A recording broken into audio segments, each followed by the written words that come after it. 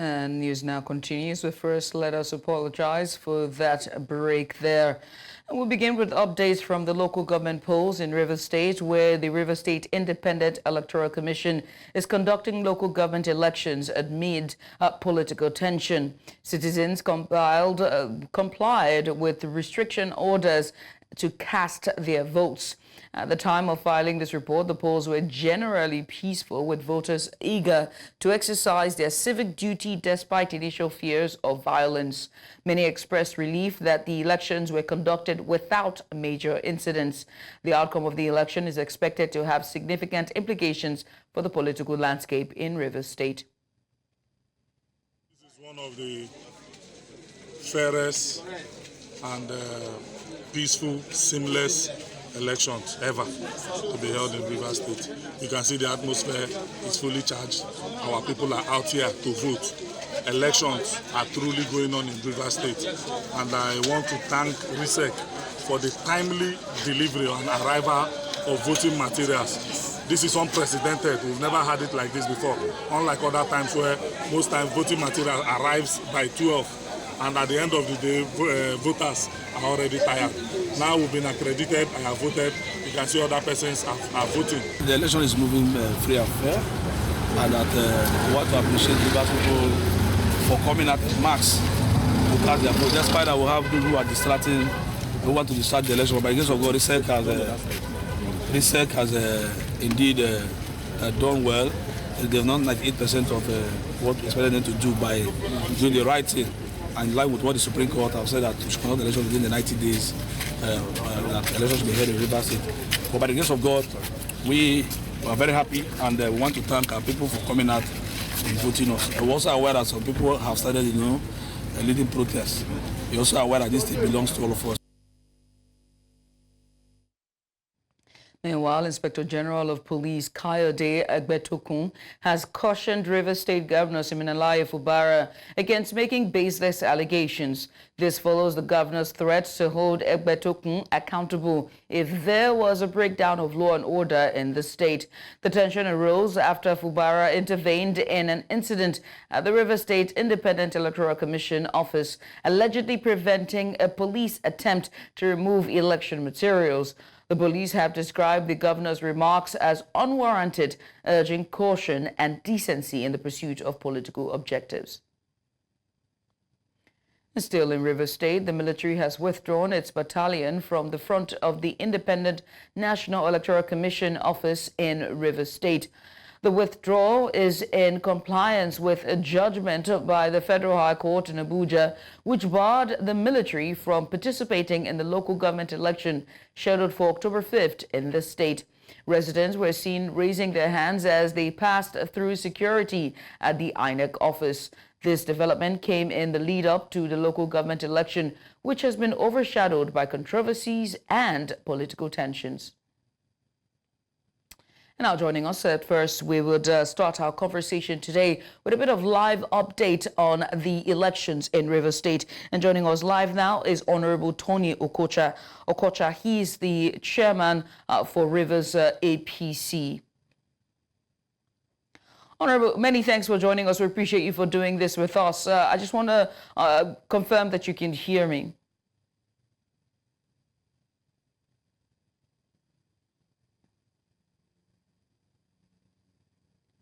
Honorable Okocha, a very good afternoon to you.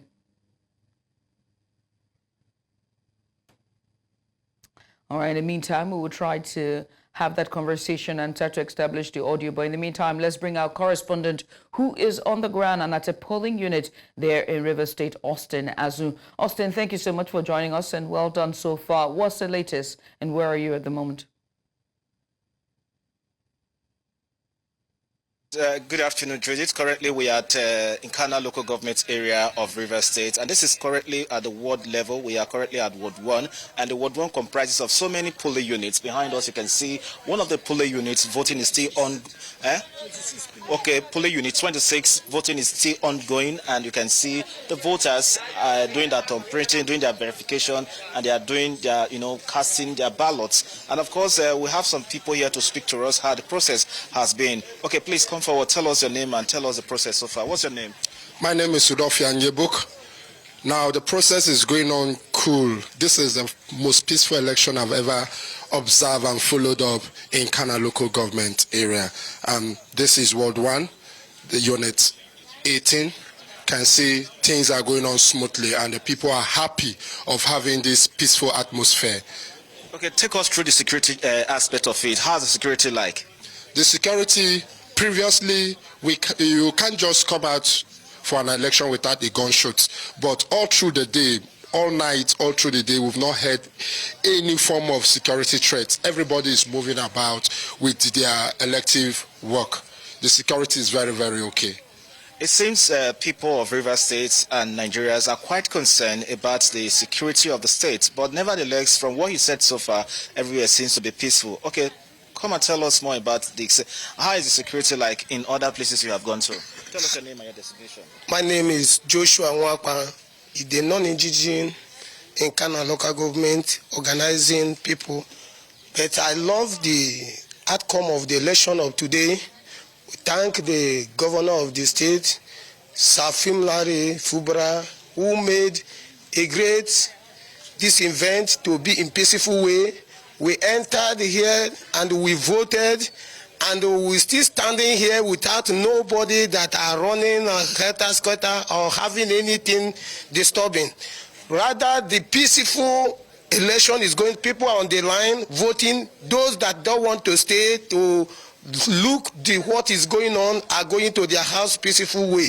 And we that are decided to be here because we are comfortable for what the governor have done by made everywhere quietly. So we thank him, and the same may God bless the River State, bless Nigeria. All right. Christ our Lord. All right, thank you very much. The Lord continue to bless the people of River State and indeed Nigerians. Okay, we are still monitoring the process, and we'll keep updating you the latest and how events are turning here in River State. All right. Well, Austin, many thanks. We appreciate you for that. We'll definitely come back to you for more subsequent bulletin on update from River State where you're at. We switch gears now back to Honorable Tony Okocha. He's the River State APC chairman for the state. That's the All Progressive Congress.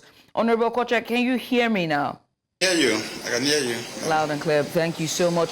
Honorable, let's get started very quickly. We understand earlier today that there was a procession by members of the APC, and the procession was in regards to the election, saying that they were not going to participate in the elections and not going to hold. Correct me if I'm wrong. Was that the purpose of the procession, and what's the latest with that?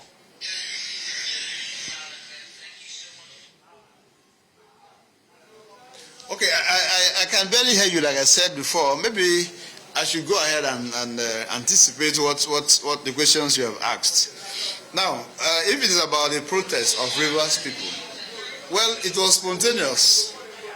There was no gathering anywhere. It was spontaneous, and our people, because we had said that we were not partaking, we were not participating in an election that the process ab initio was flawed, and an election that the courts agreed with us that the processes were flawed, that we are not going to participate in that kind of election. And we have an order, we have a judgment of the court, And so spontaneously our people came out, and they said, well, instead of sitting out at home, come out to the party secretariat. But unfortunately, and sadly too, is that this morning my attention was drawn to what has happened in the party secretariat. The party secretariat, I must say, has no polling units around it at all. But at 3:23 a.m. this morning, some gun-trotting young men took over the party secretariat, deposited and detonated the devices. Okay, and thank God that your camera people are here. They have seen them. They have seen the thing for themselves. So that it's not like it's a report that we are sending to you. They have seen They have seen the scenario. And I'm sure that they are not satisfied with what happened here. Even I feel mostly for our neighbors who also suffered severe and serious, damages in their buildings, because the weight of that and the sound, okay, destroyed their windows and their doors and all of those. And I'm sure that your men would have also seen the holes perforated by no other thing, other gun other than the AK-47. So that's where we are. And let me say to you, just in case you're hearing me, that the APC remains undeterred. Not any attempts or group of attempts, as we used to say when we were in school, will make us, back off. We will not. APC is a party to beat in Rivers State, and we have been able to provide very formidable opposition in the state. The thing is that there is fear, palpable fear, that if we contested the election, we are going to clinch all the seats because we have said so to them. All right. Let me ask regarding, we have spoken to all of our correspondents who are on the ground and covering polling units around Obiakpo, and also just lastly speaking to one of our correspondents who also covered another part of Rivers State. And what's clear is that the people are out there voting, and they are trying their possible best to secure their civic responsibility of voting and making sure that they engage in the exercise. But now with the procession of the APC, isn't that conflicting to what the indigents of Rivers State want, which is for the elections to hold?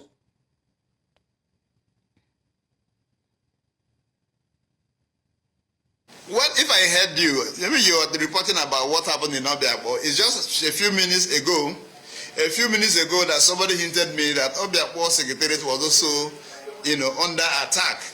I do not know how that happened. I haven't gone that route the whole of today. But the people I have, the people we have, the genuine Rivers people, peace-loving Rivers people that came out to protest today are protesting just at the Ikwere Road, and the Aba Road, Aba Road axis. So that's where we are. I don't know anything about the Ikwere Road, but it's to tell you that the man, by reason of desperation, is throwing up chaos. He's throwing up uncertainties. He's throwing up crisis. Now, I'm also told that there's a police station or thereabout that was also burned and all that. I am not competent to speak for those people. They will speak for themselves. But you can see the rule of a jungle instead of rule of law. And for me and for us in APC, we think that the governor is just kicking the last kick of a dying horse. And we pray for him seriously. But the truth of the matter still remains that there is an order, a judgment of the courts that makes it impossible, that bars RISIEC, that bars INEC from giving the voters register to anybody whatsoever, that bar the police from participating, bar the DSS from participating. So isn't that good? Isn't that enough? Now, you want to go and do an election without voters register. So who votes? Now, something is funny. And so some people may be aggrieved because they are citizens of Rivers State and they are equally qualified to contest elections if the elections are properly, so to speak. Honorable, it's very telling that these incidents are happening. What then is happening to security infrastructure in Rivers State? If the elections were not to hold and incidents like this are happening, shouldn't the police be there to investigate and just to make sure that whoever these assailants or culprits are, they investigate and take account of all of these incidents that you just pointed, the bombing, the gun-wielding individuals and the likes? Besides an election, where is the presence of security at the moment? That's their civic responsibility.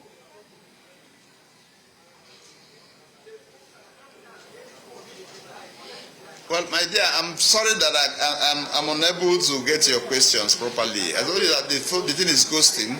At some point, it's coming fancy, so I'm unable to answer pointedly to the question you asked. No problem. Well, we'll try to fix that. But once again, many thanks for doing this with us. We appreciate you for coming on. Honorable Tony Okocha there. He is the chairman of the All Progressives Congress chapter of Rivers State. We're going to a short break. You're watching news now on News Central TV. When we return, floods wreak havoc at the University of Ibadan. We'll tell you more after this break. Stay with us.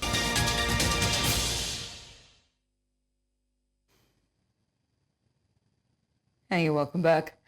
President Bola Ahmed Tinubu has alleviated the Speaker of the House of Representatives, Tijani Abbas, to the status of Grand Commander of the Order of the Niger.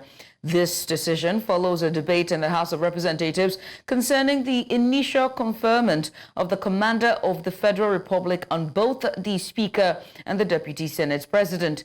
After reviewing the debate, President Tinubu chose to upgrade the Speaker's honor in line with the National Order of Precedence. The Speaker, alongside the Senate President, other principal officers of the National Assembly, and the Chief Justice of Nigeria will be formally decorated with their new honors in a forthcoming ceremony.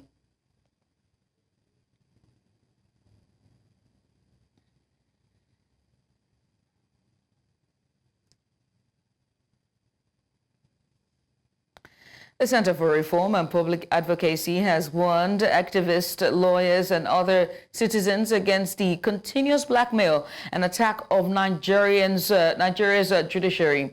The center, during a world press conference in the nation's capital, Abuja, says it will use its constitutional power to take drastic actions against notable personalities in the country that continues to paint the image of the judiciary in bad light. News Center's Emmanuel Bagudu reports. Legal practitioners. This press conference was inspired by the aftermath of several court injunctions from the courts within the Federal Capital Territory, in which aggrieved parties reacted negatively, attacking the courts and the judges for not ruling in their favor. Going forward, we will not allow this harmful practice. The Center for Reform and Public Advocacy says it will no longer take criticism of the judiciary lightly, a situation it maintains needs to be addressed by the Nigerian Bar Association. We must address this pressing concern that threatens the very fabric of our democracy. Quote, the incessant attacks on Nigerian judiciary. Regrettably, these incessant attacks on the Nigerian judiciary are being championed by so many lawyers. These lawyers descend heavily on judges and attack their character after losing cases in court. This professional conduct must stop. The center listed several lawyers on its watch list, including the former chairman of the National Human Rights Commission and popular lawmaker Ikenga Ugochinyere. The attacks on the judiciary by Professor Chidi Odinkalo and Honorable Ikenga Ugochinyere are uncalled for. They should desist from it, as they are not only unprofessional but also criminal. Decency and decorum must not be thrown to the wind under the guise of fighting for clients. Just want to tell Honorable Ikenga Ugochinyere to stop attacking Nigeria judiciary on social media. We are all social media crowd. You should stop it. You can't be blaming judges because you lose cases in court. He's a lawyer and I expected more from him. Some of them accused the governor of Rivers State, Simi Fubara, saying his continuous disobedience to court orders has become a cause for concern. As far as I'm concerned, the court judgment or order are meant to be obeyed by anybody. Going against what the court has pronounced and has equally gone ahead to ban the police and other security agencies for providing security for members of RISEC, that's Rivers State Independent Electoral Commission. I think the governor is what I would term executive recklessness. He will not have gone ahead to conduct the election. He should wait until the outcome of the judgment before he can be able to proceed with the conduct of the local government election. The center took time to urge lawyers and litigants to follow established channels, saying they have a right to petition the National Judicial Council against suspected cases of judicial misconduct. In Abuja, for News Central, I am Emmanuel Bagudu. Many thanks to Emmanuel there for that report. As Nigeria joins the rest of the world to celebrate World Teachers' Day, educators urge parents, guardians and government to celebrate teachers for the efforts put in bringing human development and social cohesion. Educators also use the day to emphasize the importance of teaching morals and values alongside academics to produce well-rounded individuals. News Central's Omolola Ololade tells us more in this report. Children, they say, are the leaders of tomorrow. To become these leaders, they are nurtured by a set of humans called teachers. These teachers are saddled with the responsibility of impacting into the future of the next generation. Hence the need for students and parents to celebrate and recognize the teachers who also shape the psychology, behavioral management, counseling of these children, among others. I like my teacher because she's nice. When it's time to play, she plays with us. When it's time to study, she studies with us. It's not every time that we play in class, and she always disciplines us for things we did wrong. I like my teacher because when I don't understand a question, she always explains that she doesn't beat people. While teachers put in a lot of work in impacting knowledge and virtues into their students, some Nigerian teachers believe they are not well celebrated, especially when compared to teachers in other climes. It feels good to be celebrated as a teacher tomorrow, but teachers are not well celebrated in Nigeria because they are not valued compared to other professions. Unlike doctors and lawyers, see everyone valuing them, but teachers, they give that pressure. I love being around the kids, I love transforming their lives, I love impacting to them. And the challenges I have with them is class management. Basically, as a teacher, for starting a lesson, an activity in the class, you know how to manage the class, how to bring the children together, how to pick out the materials to use to teach, and that's part of class management. In spite of the challenges, some of these teachers express their excitement in facilitating understanding to young learners. They, however, emphasize the importance of teaching morals, especially as the country tries to revive its educational system. Educational system in Nigeria is decaying in the sense that the values, the morals are dropping by the day. We are allowing society to influence the quality of education we are dispensing in this day and time. For example, exam malpractice has become a norm. Contrary to the popular saying that the teacher's reward is in heaven, many teachers believe they should be well compensated for the job they do, as this will encourage them to do more and in turn contribute to the country's quality of education. In Lagos for News Central, I am Omolola Ololade. Happy teacher. Floods caused by heavy downpour have wreaked extensive damage at the University of Ibadan, destroying essential materials and property valued at millions of naira. The floods submerged several hostels, with Owl Hall being the worst affected, where 16 rooms were completely inundated.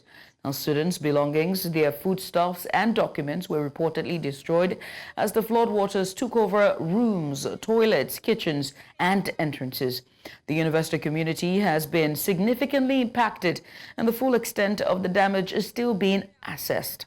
Now, we'll provide further details in our subsequent bulletins. And now to healthcare. The Nigerian Medical Association has proposed public-private partnership in the health sector to enhance sustainability and efficiency in order to reverse medical tourism in favor of the country. This proposal was made at a medical expo recently held in Lagos to find ways of strengthening Nigeria's private health sector to be a key player in the global health industry. News Central's Omolola Ololade tells us more.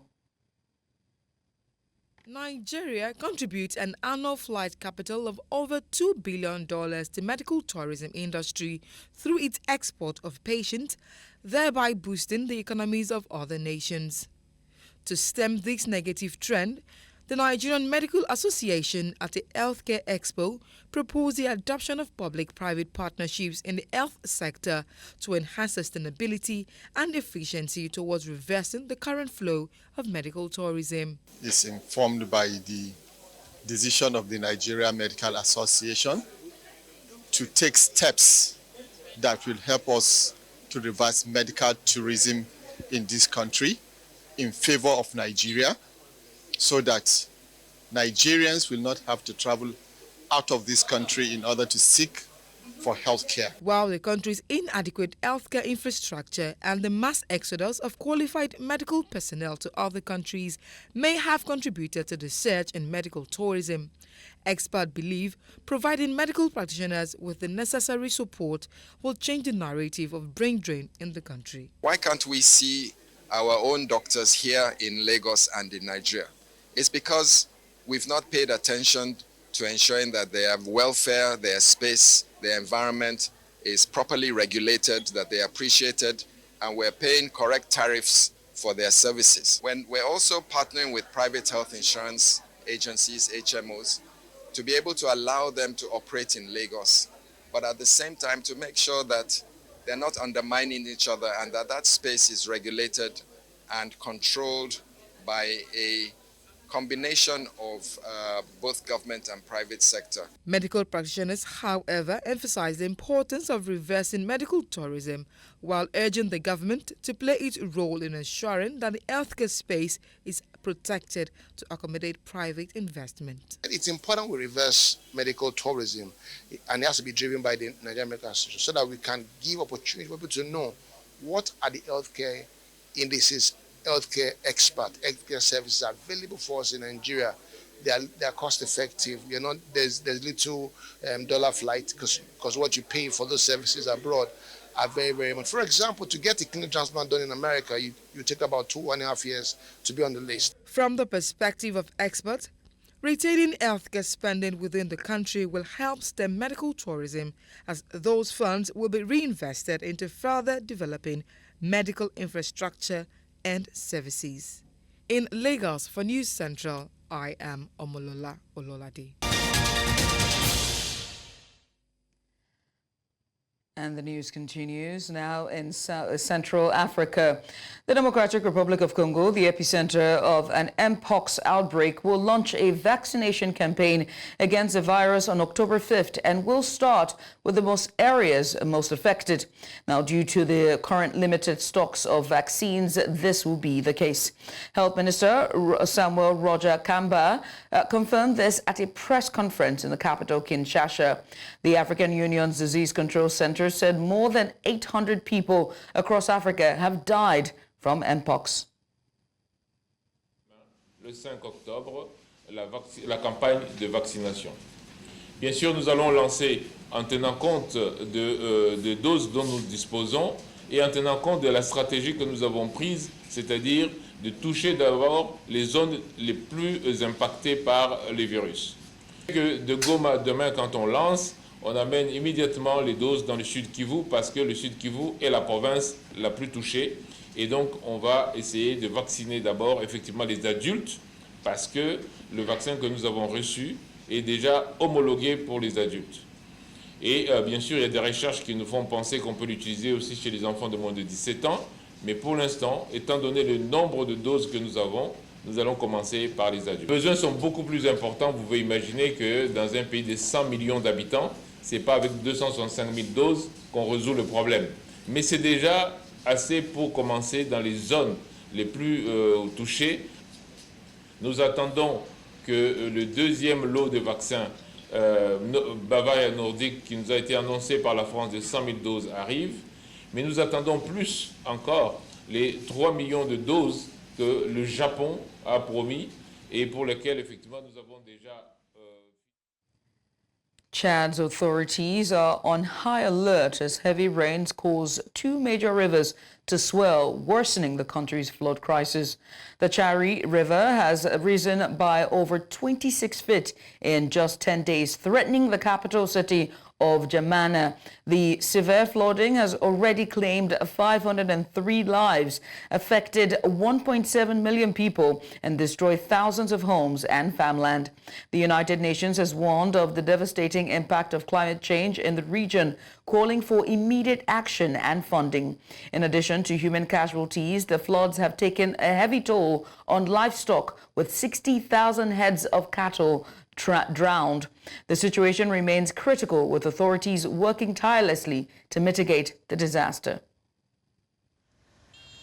And now to North Africa, where hundreds of Tunisians protested in the capital city of Tunis, speaking out against President Kais Saied's regime and the repression they have experienced since his power grab in 2021.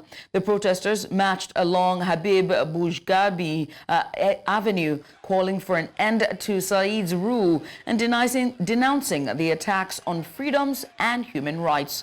Leader of the Tunisian League for Human Rights, Bassem Trifi, said they came out to denounce the flouting of freedoms, democracy, the achievement of the revolution, and in particular freedom of expression and assembly.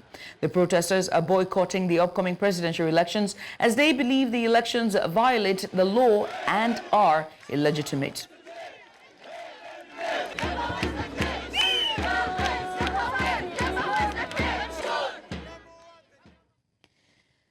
And now we head to South Africa, where e-hailing drivers on Friday gathered at the Bolt offices in Johannesburg in protest following a tragic incident that has drew attention to the rising violence that they face while working. A viral, heartbreaking video on social media shows an e-hailing driver being brutally shot and killed by two men posing as customers. This shocking act of violence reveals, among others, the dangers that many drivers encounter each day as they provide a vital service of transportation. In response to this latest and horrific crime, e-hailing drivers are demanding justice, security, and better protection measures from the Bolt officers. News Central's Bongani Zaziba has more. The normally bustling Bolt offices has become the epicenter of unrest and deep sorrow.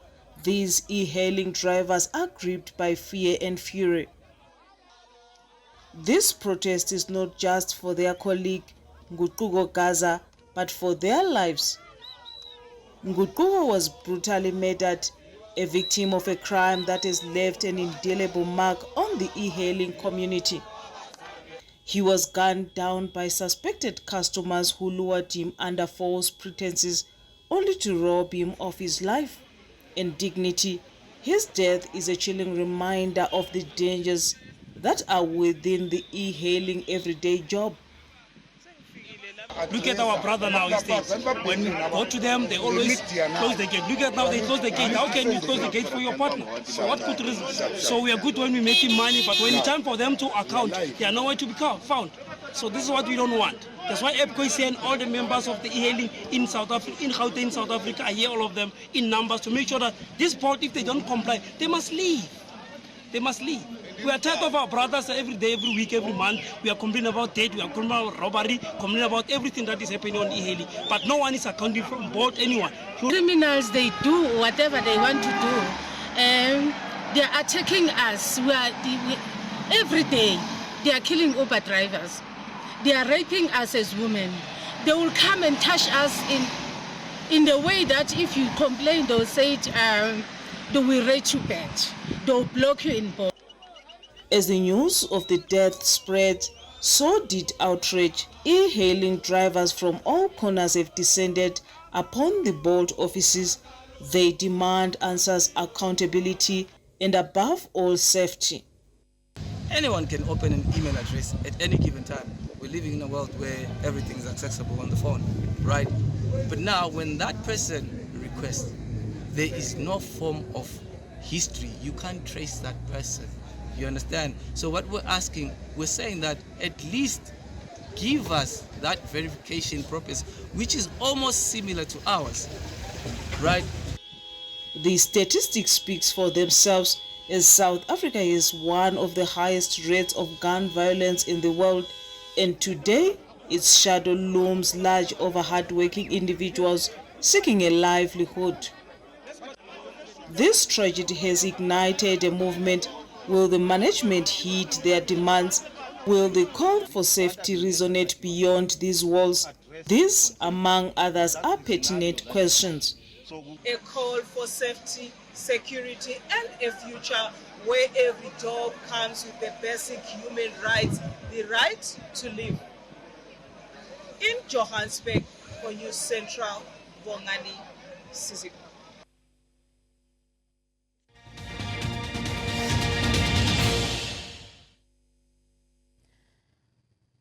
Republican presidential candidate Donald Trump has called for Israel to strike Iran's nuclear facilities in response to recent missile attacks.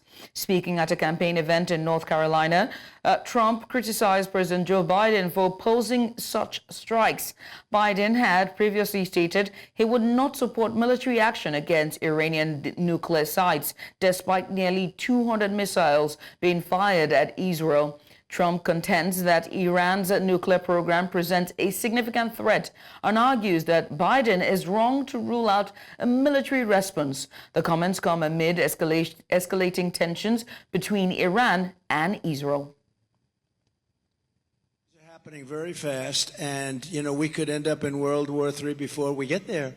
The way it's going right now, look at Russia with Ukraine, that's a disaster. Look at the Middle East, it's exploding all over the place. And we have people that, look, we have a president that he spends most of his time on the beach sleeping. I love it. I love it. How can you? I love it. We're going to have it. One of the things I say, we're going to have an Iron Dome. Why shouldn't we have an Iron Dome? And you see how effective. So the other day, 287 big missiles, ballistic missiles, were shot into Israel. Iran's Foreign Minister Abbas Araghchi has called for an urgent ceasefire in Lebanon and Gaza during his visit to Syria. The visit marks his first since taking office in August and comes at a crucial time, nearly a year after the start of the Gaza war between Israel and Hamas. Araghchi's statement emphasizes the importance of finding a peaceful resolution to the ongoing conflict. مهمترین بحث روز الان بحث آتش بس هست در لبنان به ویژه و در غزه. ابتکاراتی در این زمینه وجود داره، رایزنی‌های صورت گرفته. به هر حال تلاش‌های ما ادامه داره. امیدوار هستیم که بتونیم با دوستانمون در دمشق به یک تفاهم بیشتری برسیم برای گام‌های بعدی. بحث‌های دو جانبه ما خیلی بحث‌های گسترده‌ای هست. ما در زمینه‌های مختلف اقتصادی و سیاسی و فرهنگی ارتباطات خوبی رو داریم با سوریه که طبیعی است یک مروری بر اونها خواهد شد و تلاش میکنیم که موانع موجود رو برطرف کنیم، زمینه‌های جدید رو پیدا بکنیم انشالله و این روابط رو بهتر از گذشته ادامه بدیم.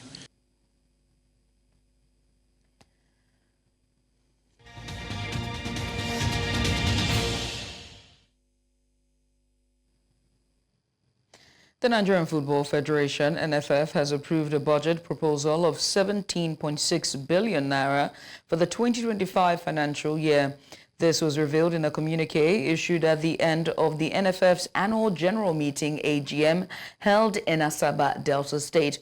The Congress highlighted the achievements of Nigeria's national teams, commending the Super Eagles for their silver medal finish at the 2023 Africa Cup of Nations and applauding the Super Falcons for their qualification for the Women's Olympic Football Tournament after a 16-year absence. The Congress emphasized the importance of grassroots football development, stressing the need for talent discovery across the country. In line with FIFA's vision for global football growth, the NFF Executive Committee was urged to prioritize initiatives that promote infrastructure development, refereeing capacity enhancement, and coaching courses, particularly for young talents. Nigeria wasn't at the 2022 World Cup. For government, Nigeria cannot afford not to be at the 2026 World Cup. That is the expectation of government. Government will continue to support whatever support it needs to give. But government, speaking for Nigerians, will also expect that the senior national team will not fail to be at the next World Cup. When we look at what the calculations are, statistically, that window is still possible. And I think that the NFF and everybody who is seated here needs to restate that resolve. Nigeria's men under-20 team, the Flying Eagles, will hold the final phase of the preparations for the Wafa B under-20 tournament in Ikenne beginning from Monday. The Remo Stars Stadium in Ikenne is expected to be the new training base for coach Aliu Zuburi's tutored side, who have been preparing in Abuja, the country's capital, in the last 2 weeks. The camp will hold for 1 week before their departure to the Wafa B competition, which gets underway on the 17th of October. The Flying Eagles defeated Morak FC 6-0 in a friendly played at the FIFA Goal Project Peach, Abuja, on Thursday. Nigeria will face Ivory Coast and Burkina Faso in Group B at the Wafa tournament. And that's all we can take at this time. But before we go, let's take another look at some of the major stories. Local government election holds in Rivers State amidst tension. IGP Egbetokun cautions Rivers Governor Fubara over false allegations. And we also told you that Tunisians protest to denounce President Said's repressive regime. Now remember that you can watch us anywhere you are. We are News Central. You can watch us live on DSTV channel 422, Star Times channel 274, Avo TV and YouTube. Many thanks for watching. I am Judith, Atibi. Bye for now.